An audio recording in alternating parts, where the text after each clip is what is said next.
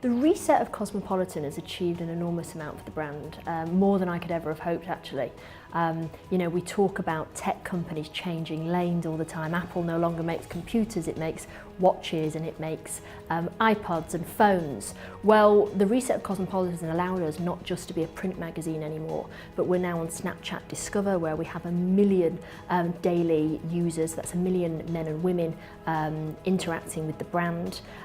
We have just this week opened a Cosmopolitan Towers, which is affordable housing for young women who want to they want to work in the capital, work in creative industries which don't pay very well.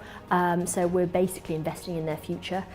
We are launching, because of the reset, a huge career summit in April called Self-Made, where we are giving away a central London office to a new startup, a female startup. People have to pitch for that. So the brand now, it reaches and speaks to millennial women at every point in the month and at every hour of the day. And I never ever thought when I took this job on that we'd be doing that. The trends that I think marketers should pay particular attention to, there's a couple.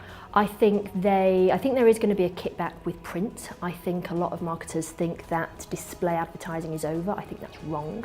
There's a whole lot of research which has just come out by the University of Texas saying that whilst the average person spends 4 minutes online, they spend 40 minutes with a magazine. Now that is really meaningful. And I think a lot of people forget, and readers are being drawn back to it, as we've seen with Cosmo. I mean, we've increased our readership by 59%. That whole point of discovery has been lost, I think, with the internet, and that's what magazines do.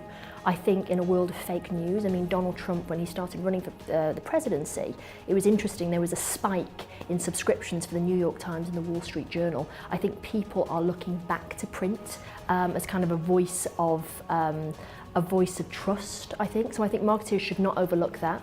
I think there's some really interesting work happening between big heritage brands like Cosmopolitan merging with tech companies.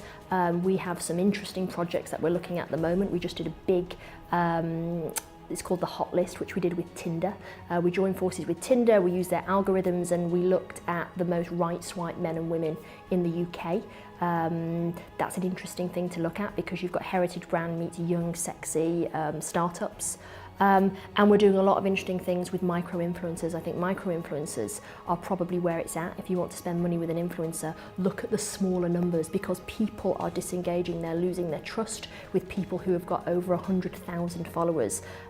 We were talking to some, I call them Zillennials, 14 and 15-year-olds we brought in the office recently, and they said to me, which was fascinating, anyone over 90,000 followers, they just don't engage with because they know once you reach those sort of numbers, people are being paid to put watches or whatever on there. So I think you need to start looking actually more at these micro-influencers who are much more authentic.